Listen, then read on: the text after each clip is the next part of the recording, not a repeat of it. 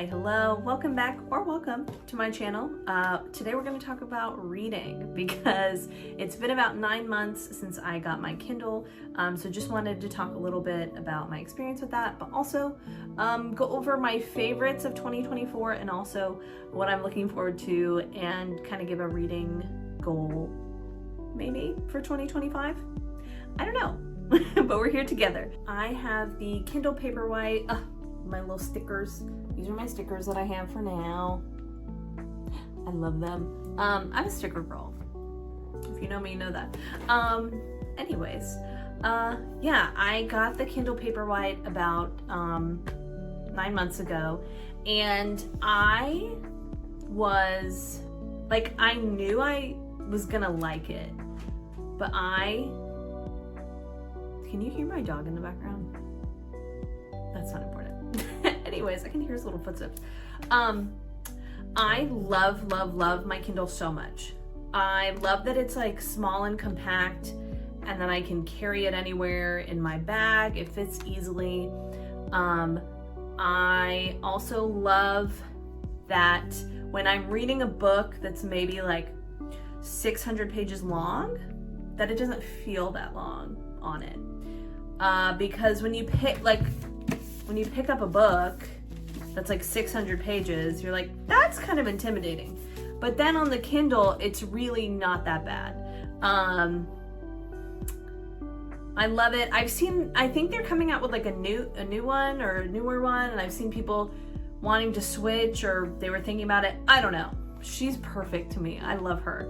And I'm definitely going to continue to use her. I don't know what, it's a she. She doesn't have a name, but I'm going to continue to read on her in 2025. So I do read on my Kindle a lot, but I also do love a paperback.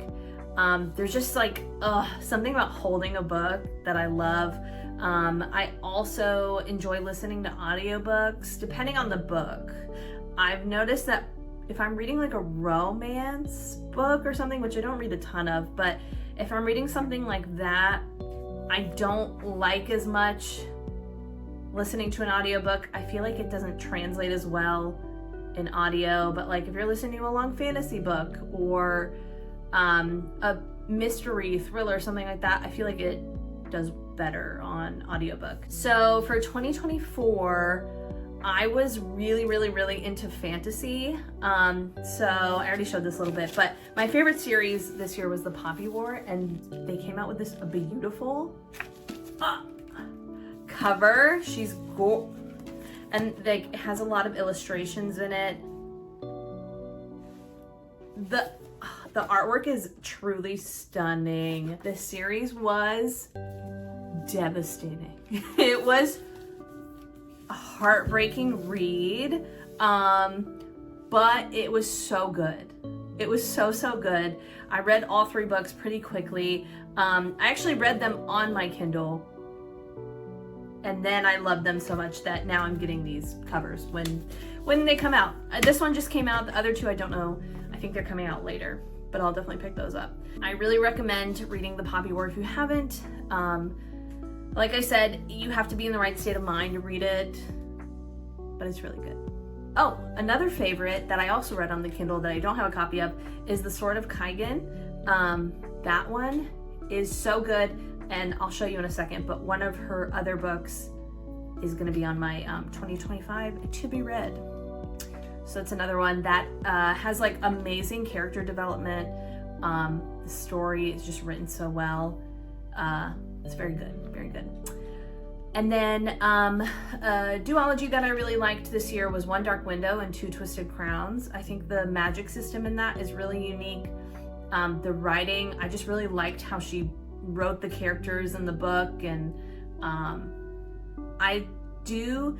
have the same thing with like shows where sometimes if they just keep going on for too long, it's not good. Like it loses what was good about it, but these was just a duology, 2 books. It was like wrapped up pretty well, I think. It was great. So for 2025, I want to read more. My issue is that I want to read more Brandon Sanderson. I started reading the Mistborn series, and I'm literally on the first book, but it's good so far. It's like, I'm locked in. I'm trying to read it. So I've heard to read the Mistborn series first and then get into the Stormlight Archive, which I have sitting in front of me.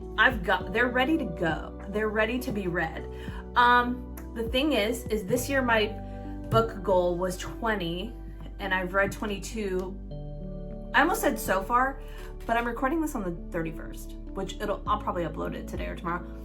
It's the 31st, so we're done. So I read 22 books this year. My goal was 20, and I wanted to make my goal for 2025 more, but like, look at this book. Like, they're all here, and they're all thick. He's got a lot to say, and I'm listening. I'm ready. So I want to get through the Stormlight Archive. I know a newer one just came out, but I have no business buying it when I have the first 4 and I haven't read any of them. Another one is the same author that wrote The Poppy War, wrote Babel. I've heard this is like incredible, but also another heartbreaking read. This one people say is more sad than The Poppy War. It's funny that I'm like, oh, I can't wait to read it, but I am looking forward to reading that one.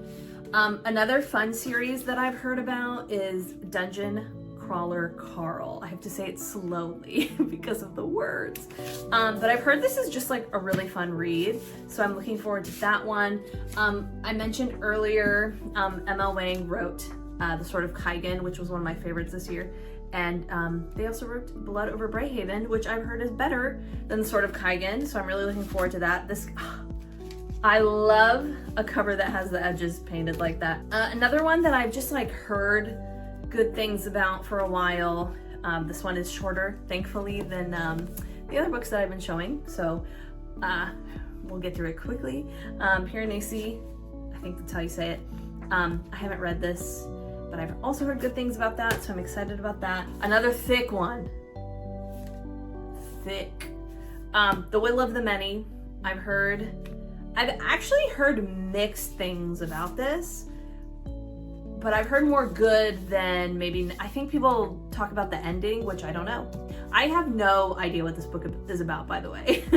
I'm one of those people that, especially if my friends, or it's like someone on like TikTok or something that I like trust their opinion, I don't even know what to need. I don't even need to know what the book is about. I'm like, I'm gonna get it. I'm gonna see if it's good.